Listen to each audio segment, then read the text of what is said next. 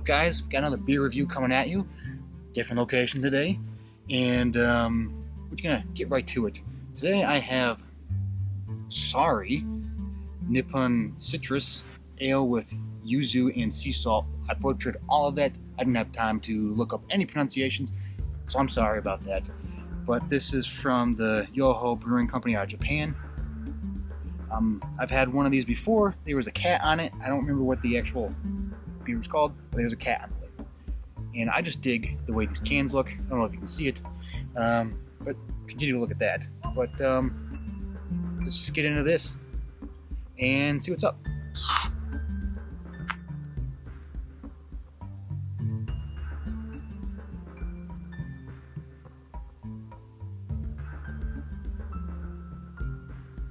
Okay, I have been walking with this, trying to find a good spot to do this recording, and it might be a little shaken. I try to keep it as stirred, not shaken, as possible, so we'll let that go for a little while.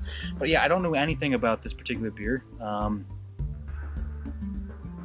but it is called Sorry, and on the back of the label it says, I didn't ask you what you like. We brew a truly Japanese beer that we wanted to drink without being bound to the conventional beer styles and standard recipes. I like that. I totally support that.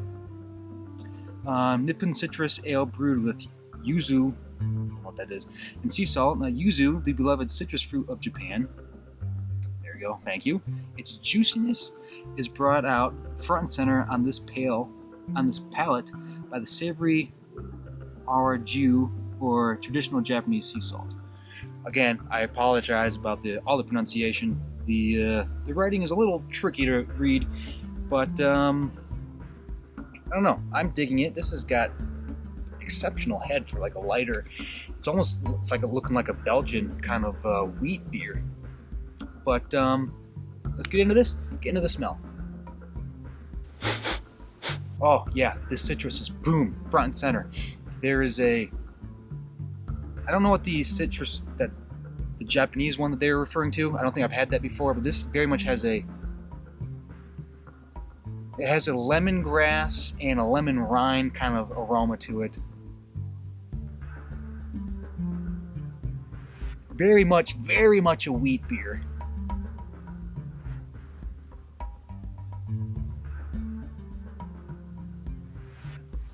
Maybe some peppery notes to it,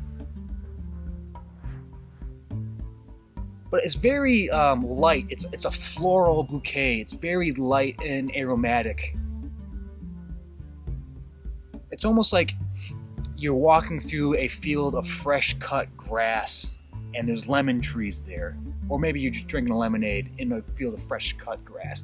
It really smells like that spring turning into summer aroma. And I really like it. I'm really digging how this is smelling. So I'm going to recommend it on Aroma. Now let's get into taste.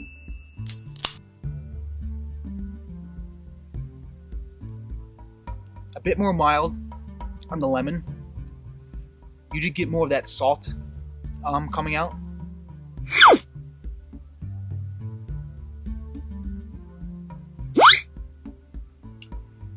There's a lightly toasted taste to it, almost like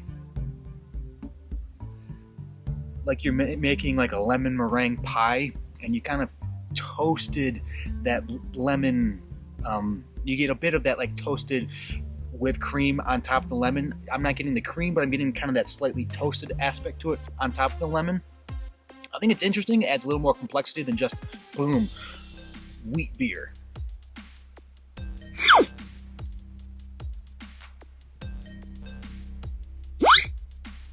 Some nice kind of peppery to it. A bit more malt than I was expecting. I think just by aroma, I was expecting just kind of wheat beer. But it's got a little more of that kind of pale ale, like a pale ale meets wheat beer thing going on.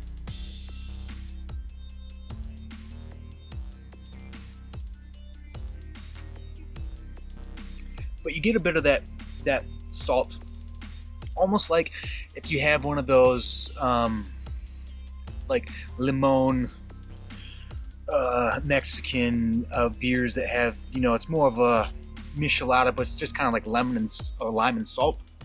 It's got a bit of that kind of saltiness to it. This beer's got a whole bunch of things going on with it, and it's very interesting. I very much like it, actually. It's much more complex than your standard pale, than your standard Mexican limon michelada beer, and then most standard wheat beers. There's still some Belgian wheat beers that have a lot of stuff going on with it, but this has a lot of interesting things going on, and I really, really dig it. So I'm going to recommend it on taste. Next category is value for price, and I found this at Total Wine. I believe it was about $5. So it is more expensive than most beers you're going to pick up. I mean, for a wheat essential beer import, whatever.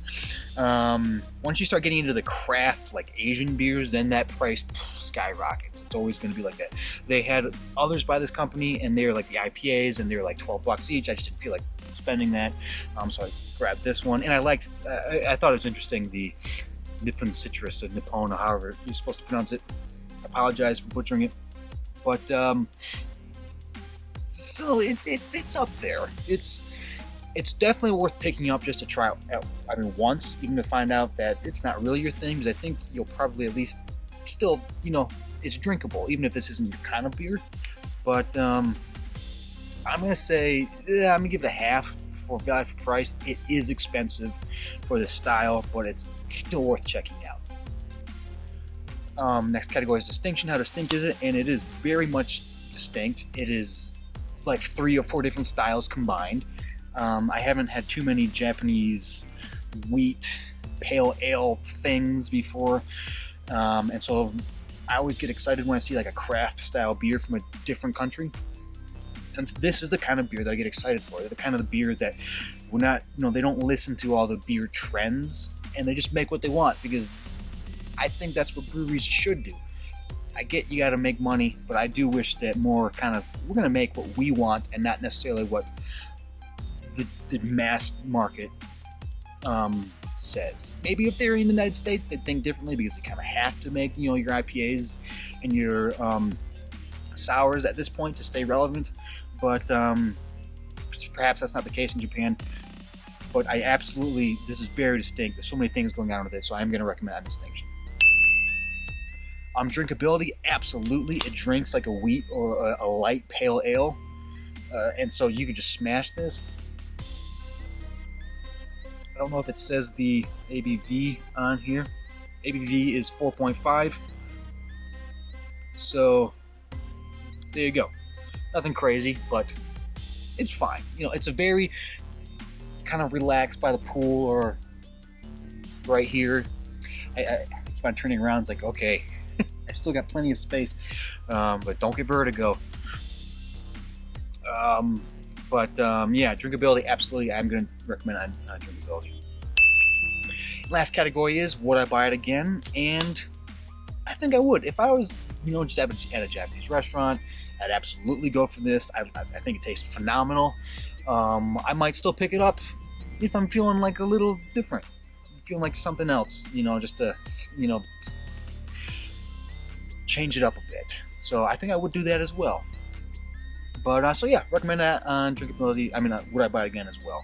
But so that is my review of Sorry Nippon Citrus Ale with yuzu and sea salt. Again, I apologize for the butchering of all that. I think it's a fantastic beer. If you come across it, definitely check it out. I'll try to get the logo here. If you see like basically a samurai holding an umbrella, not a sword, riding a Nippon, I'm guessing right there on the Japanese style wave, absolutely give it a whirl. Totally worth it. But what do you think? Have you had it before? Let me know in the comments. And different question: outside of the United States, who has your favorite craft style beer? The United States is inundated and kind of oversaturated with it. What other countries have craft beer that you really, really are into? And a lot of times those craft beer, it's so different from what we have in the States. let me know in the comments. I'd love to just hear what you guys think. I'm always excited about the South and Central American, the Asian markets. That's always interesting to me because the products that they have to put into the beer is so different from North America. But anyways, that's the review. So for myself, for Sorry, and I don't know if the focus was coming in and out, but I figured you wouldn't mind with this as the backdrop, which is why I left it on autofocus. But anyways, for myself and this beer, take it easy.